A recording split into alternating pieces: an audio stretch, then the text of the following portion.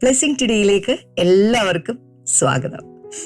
ഇന്ന് കർത്താവിൻ്റെ ഒരു പ്രത്യേകമായ ശബ്ദം നമ്മൾ കേൾക്കുന്ന ഒരു ദിവസമാണ്. കാരണം അവൻ്റെ ശബ്ദം അത് പാറകളെ തകർക്കുന്നതാണ്, അല്ലെങ്കിൽ എന്താ പറയുക, നമ്മുടെ ഹൃദയത്തെ മാറ്റിമറിക്കുന്നതാണ് അവൻ്റെ ശബ്ദം എന്നുള്ളത്. അതുകൊണ്ട് എത്ര പ്രതികൂലത്തിൻ്റെ നടുവിലാണ് നിങ്ങൾ കടന്നു പോകുന്നതെങ്കിലും ഇന്ന് നിങ്ങൾ കേൾക്കാൻ പോകുന്ന അവൻ്റെ ശബ്ദം, സ്വർഗത്തിലെ കർത്താവിൻ്റെ ശബ്ദം, ആ പ്രതികൂലങ്ങളുടെ നടുവിൽ നിങ്ങൾക്ക് വേണ്ടി വഴി ഒരുക്കി തരുന്ന ഒന്നായി തീർന്നിരിക്കും. കർത്താവ് അതിനുവേണ്ടി നിങ്ങളെ സഹായിക്കട്ടെ. ഇന്നത്തെ സ്പോൺസേഴ്സിന് വേണ്ടി നമ്മൾ പ്രാർത്ഥിക്കുകയാണ്. എരുമേലിയിൽ നിന്ന് ഒരു കീ സ്പോൺസറാണുള്ളത്, ചന്ദ്രൻ പിള്ളയാണ്. Thank you brother Chandran Pillai. കർത്താവ് ധാരാളമായി അനുഗ്രഹിക്കട്ടെ. അദ്ദേഹത്തിന് ക്യാൻസറിൽ നിന്ന് പൂർണ്ണ വിടുതൽ ലഭിച്ചതിൻ്റെ നന്ദി സൂചകമായിട്ടാണ് ഇത് സമർപ്പിച്ചിരിക്കുന്നത്. Praise the lord, hallelujah. കർത്താവ് ധാരാളമായിട്ട് ഈ മകനെ ഇനിയും അനുഗ്രഹിക്കട്ടെ. കർത്താവെ, ഞങ്ങൾ ഒരുമിച്ച് പ്രാർത്ഥിക്കുന്നു. ഭാര്യ ജാനകിയുടെ ഷുഗർ നോർമൽ ആകാൻ ഞങ്ങൾ പ്രാർത്ഥിക്കുന്നു കർത്താവെ. അതുപോലെ മക്കളും മരുമക്കളും കൊച്ചുമക്കളും അനുഗ്രഹിക്കപ്പെടുവാൻ ഞങ്ങൾ പ്രാർത്ഥിച്ച് അനുഗ്രഹിക്കുന്ന കർത്താവെ. Thank you Lord, thank you Lord. കർത്താവെ, നീ ക്യാൻസറിൽ നിന്ന് സൗഖ്യം കൊടുത്തല്ലപ്പാ. നീ എത്ര വലിയ ദൈവമാണ്. ഇനിയും ആയുസ്സും ആരോഗ്യവും നിന്റെ മകന് കൊടുക്കണമേ. അതോടൊപ്പം കൊച്ചിയിൽ നിന്ന് ലിജി മാത്യു ആണ് അടുത്ത നമ്മുടെ key sponsor. Thank you sister. കർത്താവ് ധാരാളമായിട്ട് അനുഗ്രഹിക്കട്ടെ. ജനുവരി 2 ഭർത്താവിന്റെ 59ാമത്തെ ജന്മദിനമായിരുന്നു. Belated happy birthday. കർത്താവ് ധാരാളമായി അനുഗ്രഹിക്കട്ടെ. അപ്പോൾ തന്നെ ഇന്ന് ലിജി മാത്യുവിന്റെ അവരുടെ 29ാമത്തെ അവരുടെ വിവാഹ വാർഷികം കൂടിയാണ് ഇന്നത്തെ ദിവസം എന്നത്. Happy anniversary sister Liji and family. കർത്താവ് ധാരാളമായിട്ട് അനുഗ്രഹിക്കട്ടെ.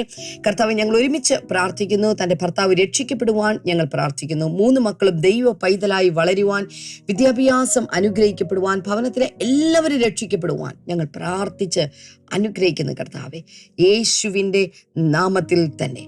ആമേൻ, ആമേൻ. കർത്താവ് നിങ്ങളെ ധാരാളമായി അനുഗ്രഹിക്കട്ടെ. സ്പോൺസർ ചെയ്യാൻ ആഗ്രഹിക്കുന്നവരൊക്കെ ദയവായി സ്ക്രീനിൽ കാണുന്ന നമ്പറിലേക്ക് കോൺടാക്ട് ചെയ്താലും. അപ്പോൾ തന്നെ നമ്മുടെ ഒരു വലിയ മീറ്റിംഗ് ആണ് ഈ മാസം അവസാനം, ഏതാണ്ട് 24, 25, 26 വെള്ളി, ശനി, ഞായർ ഈ 3 ദിവസങ്ങളിലായിട്ട് ഹോളി സ്പിരിറ്റ് സിനഡ് 2025 നടക്കാനായിട്ട് പോവുകയാണ്. പ്രത്യേകിച്ച് രജിസ്ട്രേഷൻ ഒന്നുമില്ല, ആർക്കും കടന്നു വരാം. രാവിലെ ഒരു സെഷനുണ്ട്, ഉച്ച കഴിഞ്ഞ് ഒരു പവർഫുൾ സെഷനുണ്ട്. പവർ അനോയിന്റിങ് സെഷനാണ് അതൊക്കെ. എന്നാൽ വൈകിട്ട് പവർഫുൾ സെഷനുണ്ട്. അങ്ങനെ 3 സെഷൻ ഞായറാഴ്ചയോട് കൂടിയാണ് അത് അവസാനിക്കുന്നത്. നിങ്ങൾ എവിടെയാണെങ്കിലും കടന്നു വരണം. ലീവൊക്കെ നേരത്തെ തന്നെ റെഡിയാക്കുക. കുടുംബമായിട്ട് കടന്നു വരിക. ഈ സെഷനിലൂടെ ഒക്കെ കർത്താവ് വലിയ കാര്യങ്ങളാണ് നമ്മുടെ നടുവിൽ ചെയ്യാനായിട്ട് പോകുന്നത്. കർത്താവ് അതിനുവേണ്ടി നിങ്ങളെ സഹായിക്കട്ടെ. ഇന്ന് നമ്മൾ കേൾക്കാൻ പോകുന്ന സന്ദേശം എന്നുള്ളത് the vision of the church, സഭയുടെ ദർശനം. അതിനെക്കുറിച്ചാണ് നമ്മൾ കേൾക്കാൻ പോകുന്നത്. വേഗത്തിൽ ഇന്നത്തെ സന്ദേശത്തിലേക്ക് നമുക്ക് കടക്കാം.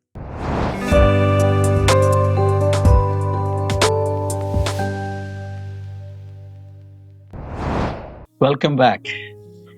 ദൈവമാരെന്നറിയാതെ ഒത്തിരി പേര് ഇരുളിൽ തപ്പിത്തടയ്ക്കുകയാണ്. ഞാൻ അങ്ങനെയുള്ളൊരു മനുഷ്യനായിരുന്നു. എൻ്റെ ചെറുപ്പകാലത്ത് ദൈവമാരാണെന്ന് എനിക്കറിയില്ല. എന്തൊക്കെയോ സങ്കല്പങ്ങൾ, ആരൊക്കെയോ പറഞ്ഞത്, ഇതൊക്കെ എൻ്റെ അകത്തൊരു ബിലീഫ് സിസ്റ്റമായി കടന്നുകൂടി പലപ്പോഴും ഒരു ഭീകരനായ, ചെറിയ കുറ്റത്തിന് പോലും ശിക്ഷിക്കുന്ന, നമ്മെ നശിപ്പിക്കുന്ന, നരകത്തിൽ കൊണ്ടുപോയി തന്തൂരി പോലെ ചുട്ടെടുക്കുന്ന ഒരു ദൈവം എന്ന ഒരു ഭീകര ചിത്രമാണ് എനിക്കുണ്ടായിരുന്നത്. എന്നാൽ ദൈവത്തെ വചനത്തിലൂടെ, അനുഭവങ്ങളിലൂടെ പല രീതികളിൽ അറിയാൻ തുടങ്ങിയപ്പോൾ എൻ്റെ അകത്തുള്ള വിഷൻ ഓഫ് ഗോഡ്, ദൈവദർശനം അങ്ങ് ക്ലിയറർ ആകാൻ തുടങ്ങി. ഇപ്പോൾ പൂർണ്ണമായെന്നല്ല, ദൈവകൃപയാൽ പ്രോഗ്രസ് ചെയ്തുകൊണ്ടിരിക്കുന്നു. അതിൻ്റെ പൂർണ്ണതയിലേക്ക് കർത്താവ് ഈ ഭൂമിയിൽ എത്രത്തോളം ഞാൻ അതിലെത്തണമോ അതിലേക്ക് കർത്താവിനെ എത്തിക്കും എന്ന് ഞാൻ വിശ്വസിക്കുന്നു. So that is vision of God. പിന്നെ നമ്മൾ കണ്ടത് vision of hell and heaven. നരകം എന്താണ് വ്യക്തമറിയണം. ഒത്തിരി പേരങ്ങ് സൗകര്യപൂർവ്വം വിശ്വസിക്കുക നരകം എന്ന ഒന്നില്ല. ദൈവസ്നേഹവാനായതുകൊണ്ട് നമ്മൾ ആരെയും നരകത്തിലിട്ട് നിത്യമായി പഴംപൊരി പോലെ പൊരിക്കില്ല എന്ന് ആരൊക്കെയോ പറഞ്ഞത് അങ്ങ് വിശ്വസിച്ചേക്കുവാണ്. എന്നാൽ ഞാൻ അറിഞ്ഞിട്ടുള്ളത് സ്വർഗത്തെക്കുറിച്ച് കർത്താവ് പറഞ്ഞതിനേക്കാൾ വളരെ ഡീറ്റെയിൽഡായിട്ട് നരകത്തെക്കുറിച്ച് യേശു കർത്താവ് എന്നെ പഠിപ്പിച്ചിട്ടുണ്ട്. ഒത്തിരി കാര്യങ്ങൾ ഡീറ്റെയിൽഡായിട്ട് പറഞ്ഞിട്ടുണ്ട്. മൊത്തത്തിലുള്ള ബൈബിൾ എടുത്ത് നോക്കിയാൽ നരകത്തിൻ്റെ ഒത്തിരി ഡീറ്റെയിൽസ് കിട്ടും. ഞാൻ കഴിഞ്ഞ ദിവസം പറഞ്ഞതുപോലെ ഈ വിശ്വാസത്തിൻ്റെ അടിസ്ഥാനങ്ങൾ എന്ന ഈ പുസ്തകത്തിൽ അതിനെക്കുറിച്ച് നല്ല ലെസൺസ് കൊടുത്തിട്ടുണ്ട്. അത് കരസ്ഥമാക്കി ദയവായി നിങ്ങൾ വായിക്കുകയും പഠിക്കുകയും കഴിഞ്ഞ ദിവസം ഞാൻ പറഞ്ഞ പോലെ ഏതെങ്കിലും ഒരു സൂമിലെങ്കിലുമുള്ള ക്ലാസ്സുകളിൽ ലോകത്തിൽ എവിടെ നിന്നാണെങ്കിലും നിങ്ങൾക്ക് അറ്റൻഡ് ചെയ്യാം. അതിനുവേണ്ടി ശ്രമിക്കുക. ദെൻ അടുത്തൊരു ദർശനം നമുക്ക് ആവശ്യമുള്ളത് വിഷൻ ഓഫ് ഇറ്റേണിറ്റി. എന്താണ് നിത്യത? നരകം, സ്വർഗമുണ്ട്. രണ്ട് ലെസണായിട്ട് ഇതിൽ കൊടുത്തിട്ടുണ്ട്. നൗ ഇറ്റേണിറ്റി, നിത്യത എന്താണ്? അതിനെക്കുറിച്ചുള്ള ചില പിക്ചർ ഞാൻ നിങ്ങളോട് സംസാരിച്ചത് തീർന്നില്ല. Vision of the salvation plan, ദൈവത്തിൻ്റെ രക്ഷാപദ്ധതി എന്താണ്? അതറിയണം. രക്ഷ സൗജന്യമാണ്, അറിയണം. രക്ഷ നഷ്ടപ്പെടുമോ ഇല്ലയോ, അറിയണം. അതിനെക്കുറിച്ചല്ല, സാൽവേഷനെ കുറിച്ച് ഭയങ്കരമായ ഒരു ടീച്ചിങ് ഇതിൻ്റെ അകത്ത് കൊടുത്തിട്ടുണ്ട്. ദെൻ ഇനി അടുത്ത ഒന്ന് നമുക്ക് ആവശ്യമുള്ളത് വിഷൻ ഓഫ് ദ ചർച്ച്. സഭ എന്താണെന്നറിയാം. ഒത്തിരി പേര് തെറ്റിപ്പോകുന്ന ഒരു ഏരിയയാണത്. ഏതാണ് ക്രിസ്തീയ സഭ? നിങ്ങളത് ചുമ്മാ ഒന്ന് ഗൂഗിൾ ചെയ്ത് നോക്കിയാൽ, ക്രിസ്ത്യൻ ചർച്ചസ് എന്നൊക്കെ പറഞ്ഞ് ഗൂഗിൾ ചെയ്ത് നോക്കിയാൽ ടൺ കണക്കിന് ഇൻഫർമേഷൻ ലഭിക്കും. ഓ മൈ ഗോഡ്, ഈ കഴിഞ്ഞ സെഞ്ചുറീസ് ഉടനീളം ഒത്തിരി സഭകൾ ഉളവായി വരികയും ചില സഭകൾ നിന്നുപോവുകയും എന്നാൽ 1-ാം നൂറ്റാണ്ട് മുതൽ ഇതുവരെ കണ്ടിന്യൂ ചെയ്യുന്നു എന്ന് അവകാശപ്പെടുന്ന സഭകൾ, കഴിഞ്ഞ നാളുകളിൽ ആരംഭിച്ച സഭകൾ, ഇന്നലകളിൽ ആരംഭിച്ച സഭകൾ, ഇങ്ങനെ ഒത്തിരി കാണാം. ഇനി നിങ്ങളൊന്ന് യാത്ര തുടങ്ങിയാണ്, എല്ലാ സഭകളിലും ഒന്ന് കയറിയിറങ്ങും. എല്ലാ ഞായറാഴ്ച ഓരോ സഭയിലൊന്ന് കയറിയിറങ്ങും. ഒന്ന് തീരുമാനിച്ചിറങ്ങാണെന്നിരിക്കട്ടെ. കാത്തലിക് ചർച്ച് മുതൽ ഇങ്ങോട്ട് മോസ്റ്റ് മോഡേൺ ചർച്ചസ് വരെ ഉള്ള എല്ലാ സഭകളിലും കയറിയിറങ്ങുന്നു. And you will be really confused. ഏതാ സഭ? ഭയങ്കരമായ ഒരു കൺഫ്യൂഷൻ ഉണ്ടാവും. കാരണം ഓരോ സഭകളിലെയും വിശ്വാസ രീതികൾ, ആചാര രീതികളൊക്കെ വ്യത്യസ്തമാണ്. കാതലായ ചില കാര്യങ്ങളിൽ പലതും യോജിക്കുമെങ്കിലും ഒത്തിരി കാര്യങ്ങൾ സഭകൾ തമ്മിൽ കോൺഫ്ലിക്റ്റ് നടക്കുകയാണ്. അപ്പോൾ തന്നെ ചിലര് എന്താണ് സഭ എന്ന് ദൈവവചനത്തിന്റെ അടിസ്ഥാനത്തിൽ മനസ്സിലാകാത്തവർ ശരിക്കും കൺഫ്യൂസ്ഡ് ആയി. കഴിഞ്ഞ ചില വർഷങ്ങളിൽ എനിക്കറിയാവുന്ന പല ചെറുപ്പക്കാരും പ്രായമുള്ളവരൊക്കെ ഒത്തിരി അവരങ്ങ് കൺഫ്യൂസ്ഡ് ആയിപ്പോയി. വളരെ നല്ല രീതിയിൽ കർത്താവിന് വേണ്ടി കത്തി എരിഞ്ഞുകൊണ്ടിരുന്നവർ പോലും ചില ഫേസ്ബുക്ക് ലൈവും അതുപോലെ യൂട്യൂബ് വീഡിയോയും പലരുടെയും പ്രസംഗങ്ങളും ഡിബേറ്റുകളും തർക്കങ്ങളും ഒക്കെ കണ്ടിട്ട് അവര് പതുക്കെ പതുക്കെ പതുക്കെ ആരാധനകളിൽ നിന്നും പ്രവർത്തനങ്ങളിൽ നിന്നും അവരായിരുന്ന ഒരു സ്പിരിച്വൽ സ്റ്റേറ്റസിൽ നിന്നും വീണുപോയി. ഇതിന് കാരണം ദൈവ സഭയെക്കുറിച്ചുള്ള യഥാർത്ഥമായ ദർശനം ഇല്ലാത്തത് കൊണ്ടാണ്.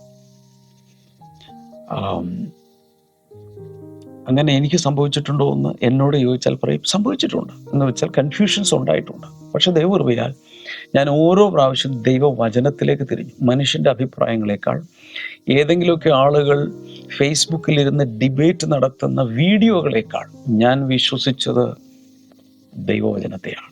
അതുകൊണ്ട് ദൈവകൃപയാൽ വീണു പോകാൻ നിൽക്കാൻ കർത്താവ് എന്നെ സഹായിച്ചു. എൻ്റെ എളിയ ഉപദേശം എല്ലാവരോടും ഇത് തന്നെയാണ്.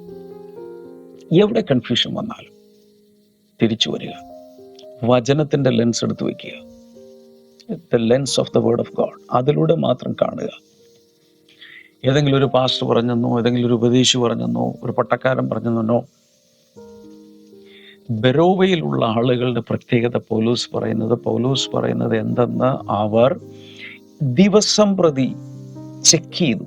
ഇത് കറക്റ്റാണോ ഈ മനുഷ്യൻ പ്രസംഗിക്കുന്നത്, ഈ പ്രീച്ചർ പറയുന്നത് ശരിയാണ്. സോ ആര് പ്രസംഗിച്ചാലും വചനം എടുത്ത് നോക്കുന്നത് വളരെ നല്ലതാണ്. ക്രിറ്റിസൈസ് ചെയ്യാൻ വേണ്ടിയിട്ടല്ല, വെരിഫൈ ചെയ്യാൻ വേണ്ടി, ഒരു വെറാസിറ്റിക്ക് വേണ്ടി, ഓത്തന്റിസിറ്റിക്ക് വേണ്ടി. എഫെസ്യ ലേഖനം 5:32 അവിടെ പറയാണ്, this is a profound mystery but I am talking about Christ and the church. Paulose പറയാം, ഇതൊരു നിഗൂഢ രഹസ്യമാണ്. ഈ മർമ്മം വലിയത്, ഭയങ്കരമായൊരു മർമ്മം, ഭയങ്കരമായൊരു നിഗൂഢ രഹസ്യം. What is that? I am talking about Christ and the church. അതിന് മുൻപോട്ട് എനിക്ക് തോന്നുന്നു ഒരു 22 മുതലാണ് തോന്നുന്നു ഇങ്ങോട്ട് ഭാര്യ ഭർത്താക്കന്മാർക്കുള്ള ചില ഉപദേശങ്ങൾ പൗലോസ് എഴുതുകയാണ്.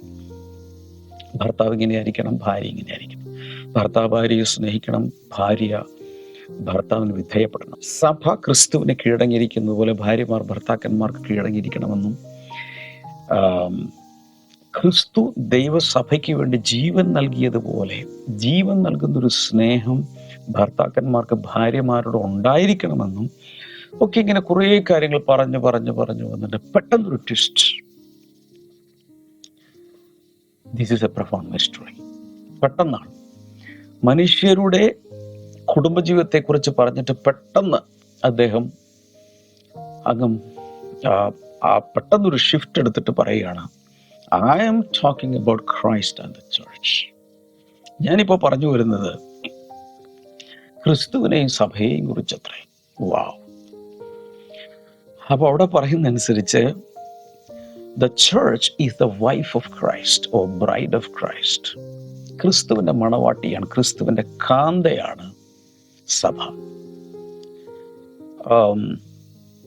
ഞാനിതെന്തിനാ പറയുന്നത് ചോദിച്ചാൽ, സഭ എന്താണ്, സഭ എന്ന് പറയുന്നതിൽ എന്താണെന്നുള്ള വ്യക്തമായ ഒരു രൂപരേഖ ഇല്ലെങ്കിൽ കുറെ കഴിയുമ്പോൾ വിശ്വാസം തന്നെ നഷ്ടപ്പെടാൻ സാധ്യതയുണ്ട്. അമാതൃകയായി ചില സഭകളുടെ അമാതൃകയായുള്ള പ്രവർത്തന രീതികൾ നിമിത്തം, അതൊക്കെയാണ് പത്രങ്ങളിൽ വായിക്കുന്നത്, മീഡിയയിൽ കാണുന്നത്. ഇതാണോ ക്രിസ്തുവിന്റെ സ്നേഹം? ഇങ്ങനെയാണോ ദൈവജനം? ഇങ്ങനെയാണോ ദൈവദാസന്മാർ എന്ന് ചിന്തിക്കും. അവിടെ ഞാൻ ഒരു കാര്യം മാത്രം ഒന്നെടുത്ത് കാണിക്കാൻ ആഗ്രഹിക്കുന്നത്, ഈ വിശ്വാസത്തിൻ്റെ അടിസ്ഥാനങ്ങൾ എന്ന പുസ്തകത്തിൽ ഞാനത് കൂടെ എടുത്ത് കാണിക്കുന്നത് ഒരു മാർക്കറ്റിംഗ് സ്ട്രാറ്റജി ആയിട്ട് കാണാതെ ദൈവജനത്തിൻ്റെ അടിസ്ഥാനത്തിൽ അവരവരെ തന്നെ പണിയാനുള്ള ഒരു പ്രചോദനമായിട്ട് കാണണേ. നിങ്ങൾ ഈ പുസ്തകം മേടിച്ചില്ലെങ്കിൽ ഞങ്ങൾ ചോദിച്ചോളൂ. പക്ഷേ I really want to help you in this. ഇതിൽ സഭ 125 പേജിൽ സഭ എന്ന് പറഞ്ഞു, സഭയെക്കുറിച്ചുള്ള ഒരു പാഠമുണ്ട്. അതിൽ സഭ എന്തല്ലെന്ന് ആദ്യം പറയുന്നുണ്ട്. ഏതൊക്കെയാണ്? മാനുഷിക ആശയമല്ല, ഭൗതിക കെട്ടിടങ്ങളല്ല. സഭ, പള്ളി എന്നൊക്കെ നമ്മൾ പറയുമ്പോൾ പെട്ടെന്ന് ഓർക്കുന്ന ഒരു ബിൽഡിംഗ് ആണ്. അതല്ല. ഒരു മതവ്യവസ്ഥയല്ല, രാഷ്ട്രീയമോ സാമൂഹികമോ ആയ ഒരു സംഘടനയല്ല, ഒരു ഓർഗനൈസേഷൻ അല്ല സഭ. അങ്ങനെയുള്ള രജിസ്ട്രേഷൻ കാണുമായിരിക്കും, പക്ഷെ സഭ, ക്രിസ്തുവിൻ്റെ സഭ അതല്ല. എന്നാൽ ചില അനാലജീസ് ദൈവവചനത്തിൽ സഭയെക്കുറിച്ച് പറഞ്ഞിട്ടുണ്ട്. എന്താണ് സഭ എന്ന് വ്യക്തമാക്കാൻ. അതിൽ യേശുവിനോടൊപ്പം മരിച്ചടക്കപ്പെട്ട് ഉയർത്തെഴുന്നേറ്റവരായ വിശുദ്ധന്മാരുടെ കൂട്ടായ്മ. It's A fellowship. എൻ്റെ വചനം കൊടുത്തിട്ട് ഞാൻ വായിക്കുന്നില്ല. അടുത്തത്, മായമില്ലാത്ത ആത്മീയ പാലിനാൽ പരിപോഷിപ്പിക്കപ്പെടുന്നൊരു നഴ്സറിയാണ്. ശിശുക്കളെ പരിപാലിക്കുന്ന ഒരു നഴ്സറി ആയിട്ട് ഉപമിച്ച് വചനത്തിൽ പറഞ്ഞിട്ടുണ്ട്. നിങ്ങൾക്ക് തീറ്റയും വെള്ളവും പരിചരണവും ലഭിക്കുന്ന ആട്ടിൻ തൊഴുത്താണ്. It's a fold, sheep fold, sheep pen. അടുത്തത്, വർദ്ധനവിൻ്റെ ദൈവത്താൽ നിങ്ങൾ വളരുന്നൊരു വയലാണ്. ഒരു വയലാണ് സഭ എന്ന് 1 കൊരിന്ത്യർ 3:6-9 വരെയുള്ള ഭാഗത്ത് പറഞ്ഞിട്ടുണ്ട്. തീരുന്നില്ല. പിതാവ് തോട്ടക്കാരനും യേശു സാക്ഷാൽ മുന്തിരിവള്ളിയും നാം ദൈവമക്കളുമായ മുന്തിരിത്തോട്ടമാണ്. ഇറ്റ്സ് എ വിനിയഡ്, സഭ എന്ന് പറഞ്ഞാൽ. അടുത്ത്, സത്യത്തിന്റെ തൂണും അടിസ്ഥാനമായ ദൈവത്തിന്റെ ഭവനമാണ്. Household of God. ദൈവഭവനം എന്ന് പറഞ്ഞേ, അതാണ് സഭ. യേശു മൂലക്കല്ലും അപ്പോസ്തലന്മാരും പ്രവാചകന്മാരും അടിസ്ഥാന കല്ലുകളും, മറ്റുള്ളവർ ജീവനുള്ള കല്ലുകളുമായ ഒരു കെട്ടിടമാണ്. ചർച്ച് ഇസ് എ ബിൽഡിംഗ്, അങ്ങനെ പറഞ്ഞിട്ടുണ്ട്. അടുത്തത്, ക്രിസ്തു തലയും വിശ്വാസികൾ ശരീരത്തിന്റെ വ്യത്യസ്ത അവയവങ്ങളുമായ ക്രിസ്തുവിന്റെ ശരീരമാണ്. Church is the body of Christ. ക്രിസ്തുവിന്റെ ശരീരമാണ്. ക്രിസ്തു ശിരസാണ്, സഭ ശരീരമാണ്. അങ്ങനെയാണ് മൊത്തമായി. These are analogies. അടുത്തത്, ദൈവകുഞ്ഞാടിന്റെ വിവാഹത്തിനായി ഒരുക്കപ്പെട്ട ക്രിസ്തുവിന്റെ മണവാട്ടി. നേരത്തെ പറഞ്ഞു, നേരത്തെ വായിച്ച വാക്യം. അടുത്തത്, ശത്രുക്കളോട് പൊരുതാൻ യേശുവിന്റെ നായകത്വത്തിന് കീഴിലുള്ള പടയാളികൾ പരിശീലിപ്പിക്കപ്പെടുകയും സജ്ജരാക്കപ്പെടുകയും ചെയ്യുന്ന സൈന്യമാണ്. Church is an army. പിന്നെ സഭയുടെ 2 വശങ്ങൾ. സഭ ദൈവത്തിന്റെ നയതന്ത്ര കാര്യാലയമാണ്. എക്ലീസിയ എന്നാണ് സഭയെക്കുറിച്ച് പറഞ്ഞിരിക്കുന്നത്.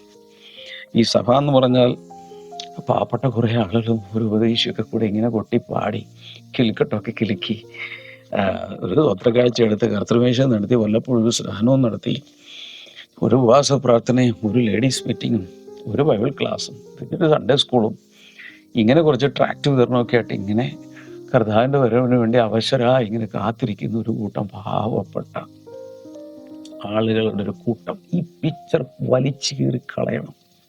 Church is an embassy. സഭ ക്രിസ്തു ശിരസായിരിക്കുമ്പോൾ അവിടെയാണ് ഡിസിഷൻ മേക്കിംഗ് നടക്കുന്നത്. അത് എക്സിക്യൂട്ട് ചെയ്യുന്നത് ബോഡിയാണ്. ഉദാഹരണത്തിന് എൻ്റെ തലച്ചോറ് നിങ്ങൾക്ക് കണ്ടുകൂടാ, എനിക്കും കണ്ടുകൂടാ, ഞാൻ കണ്ടിട്ടില്ല. പക്ഷേ അതാണ് CPU. ഇവിടെയാണ് പ്രോസസ്സിങ്, സെൻട്രൽ പ്രോസസ്സിങ് യൂണിറ്റ് ആണ്. ഇതിനകത്തെടുക്കുന്ന ഡിസിഷൻസ് നാഡികളിലൂടെ അതിൻ്റെ കമാൻഡ് പോകുമ്പോൾ, ഇപ്പം ഞാനിങ്ങനെ ഞൊടിച്ചു, ഇവിടെ നിന്നാണ് അതിൻ്റെ ആരംഭം. ഡിസിഷൻ എടുത്തത് വലത്തെ കൈ ഞൊടിക്കുക, ഇടത്തെ കൈ ഞൊടിക്കുക.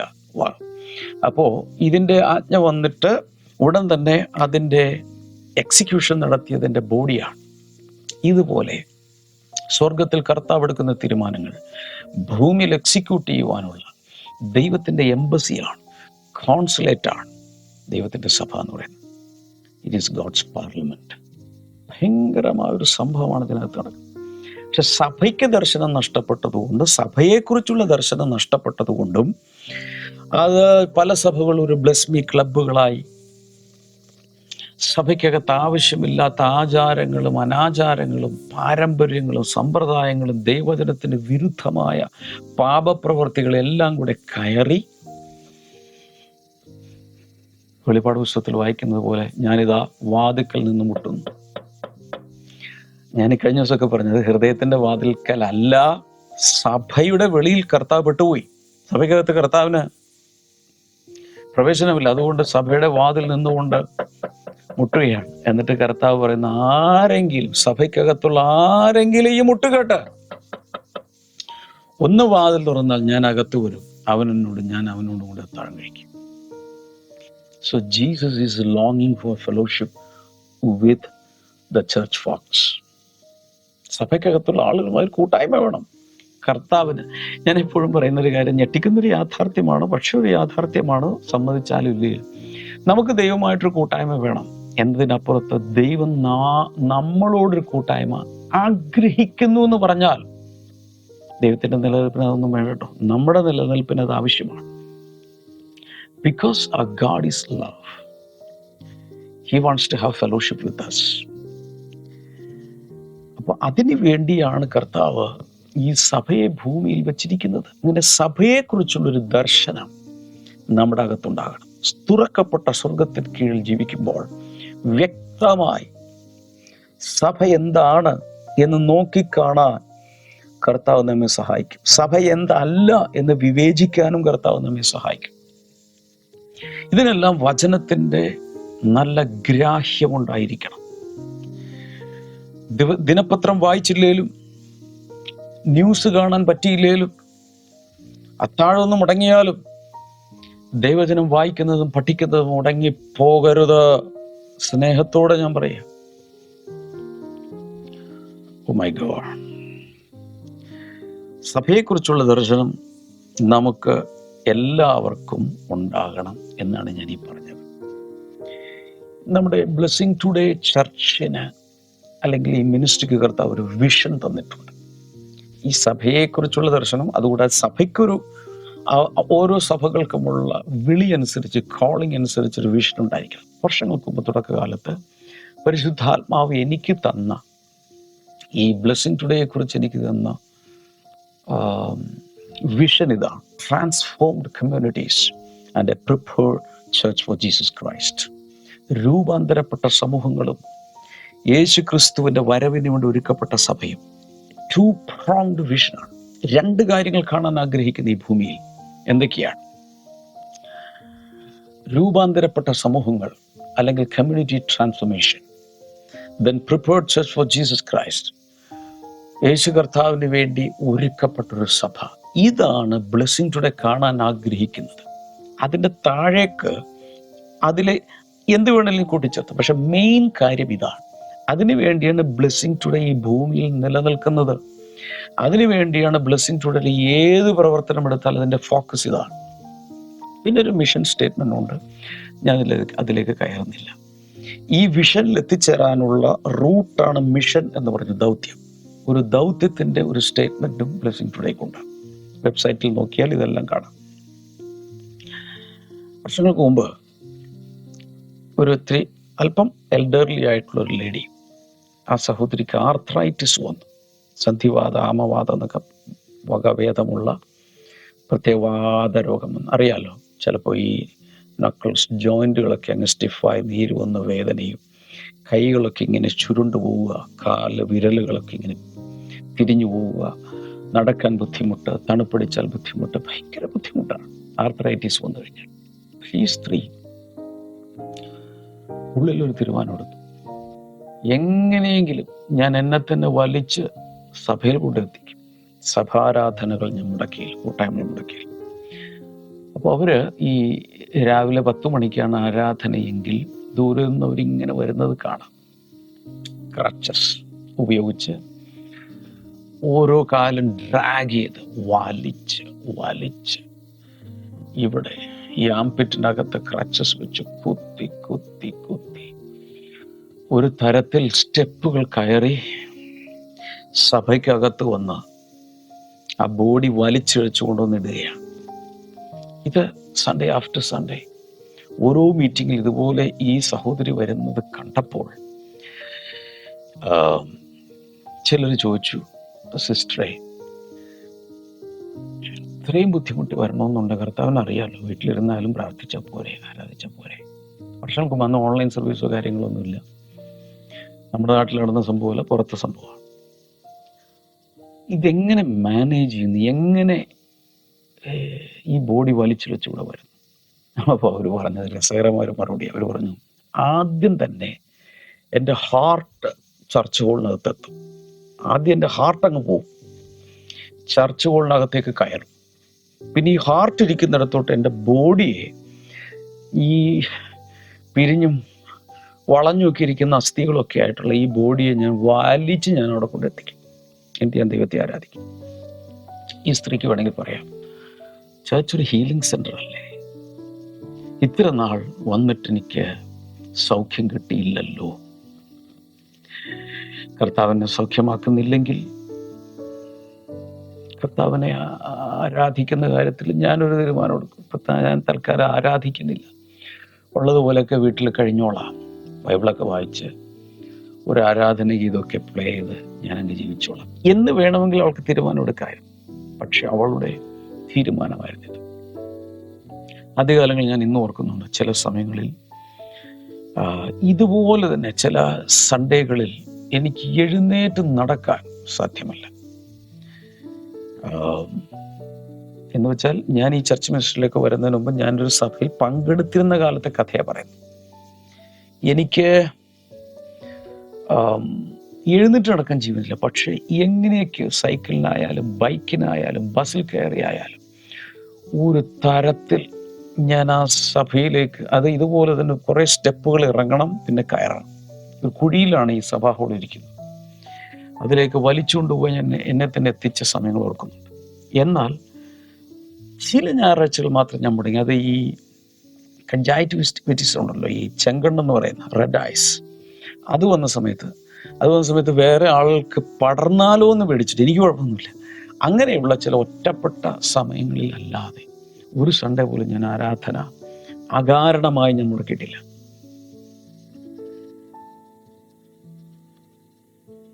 We should have a vision of the church.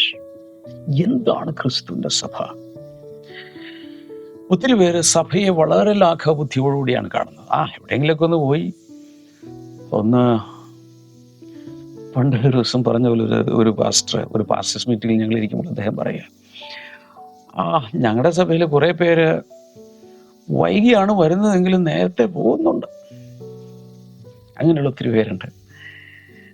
ആരൊക്കെയോ ബോധിപ്പിക്കാൻ വേണ്ടി വളരെ വൈകി വരിക, എല്ലാവരും കൈ ഉയർത്തി അവസാനത്തെ ആ ആരാധനയും കൺക്ലൂഷനിലേക്ക് വരുന്ന സമയത്ത് പതുക്കെ അവിടെ നിന്ന് ഇറങ്ങുക. ആരുമായിട്ടും ബന്ധമില്ല, ആരും ശരിയില്ലെന്നേ. വിശ്വാസികൾ എന്ന് പറഞ്ഞാൽ ഇവരാരും ശരിയില്ല, ശുശ്രൂഷകർ ശരിയില്ല, പാസ്റ്റേഴ്സ് ശരിയല്ല. ചുമ്മാ ഞാൻ അവിടെ പോയി നിൽക്കുന്നു, പോരുന്നു, ഒരു ബന്ധവും ആരുമായിട്ടുമില്ല. എന്തിനാ നമ്മൾ ഈ പ്രശ്നത്തിന് പോകുന്നത്? ഇങ്ങനെയുള്ള ആറ്റിറ്റ്യൂഡ് പാസീവായി, ആ പാസിവിറ്റി ഉള്ള ഒത്തിരി പേർ, ഇനാക്റ്റീവായിട്ടുള്ള വിശ്വാസികൾ. പക്ഷേ അവർ പറയുന്നത് ജീവനുള്ള കല്ലുകളാണ്, ഒന്നൊന്നോട് ഒട്ടി. പരിശുദ്ധാത്മാവിനെ ഇത് ചെയ്തെടുക്കാൻ കഴിയും. നമുക്ക് പ്രാർത്ഥിക്കാം, കർത്താവേ അങ്ങനെയുള്ള സഭകൾ ഉളവാകട്ടെ, ഞങ്ങളുടെ എല്ലാ സഭകളും അങ്ങനെയായി മാറട്ടെ. പരിശുദ്ധാത്മാവിന് വേണ്ടി സഹായിക്കുന്നതിനായി ഇത് കേൾക്കുന്നവർ സഭയ്ക്ക് വേണ്ടി നിൽക്കാൻ പൗലോസും പത്രോസും ശിഷ്യന്മാരും അനേക ദൈവദാസന്മാരും വിശ്വാസികൾ സഭയ്ക്ക് വേണ്ടി ജീവൻ കൊടുത്തതുപോലെ കർത്താവെ കൊടുക്കുന്ന ആ സ്നേഹത്തിലും തീഷ്ണതയിലും നിൽക്കുവാൻ കർത്താവ് സഹായിക്കണമേ. രോഗികൾക്കായി പ്രാർത്ഥിക്കുന്ന യേശുവിൻ നാമത്തിൽ വലിയ സൗഖ്യങ്ങൾ നടക്കട്ടെ. In the mighty name of Jesus. ശരീരത്തിൽ എവിടേക്കോ പഴുപ്പുകളും ഈ ബോയിൽസൊക്കെ വന്ന് പഴുപ്പ് ഉള്ള ചിലരെ, അത് ഉണങ്ങാത്ത ചില മുറിവുകൾ, ഒരുപക്ഷെ ഷുഗർ കൊണ്ട് ഡയബറ്റീസ് കൊണ്ടൊക്കെ ആയിരിക്കാം, ഉണങ്ങാത്ത മുറിവുകൾ യേശുവിൻ്റെ നാമത്തിൽ ഹീലാവട്ടെ, യേശുവിൻ്റെ നാമത്തിൽ ഹീലാവട്ടെ. ദുരാത്മാക്കൾ കൊണ്ടുവരുന്ന രോഗങ്ങൾ യേശുവിൻ്റെ നാമത്തിൽ വിട്ടുപോട്ടെ. In Jesus name. Thank you lord. ചില പ്രഗ്നൻസി കോംപ്ലിക്കേഷൻസ്, പ്രഗ്നൻ്റ് ആണ് പക്ഷെ ഭയങ്കരമായ പ്രയാസത്തിലൂടെ പോകുന്നു. യേശുവിൻ്റെ നാമത്തിൽ സ്ഥിതിഗതികൾക്ക് വ്യത്യാസം ഉണ്ടാകട്ടെ. ഞങ്ങളുടെ നാമത്തിൽ ജനങ്ങളെ അനുഗ്രഹിച്ചിരിക്കുന്നു. Jesus name. ആമേൻ. ധാരാളമായി കർത്താവ് അനുഗ്രഹിക്കട്ടെ. നാളെ കാണാം. God bless you. ബൈ.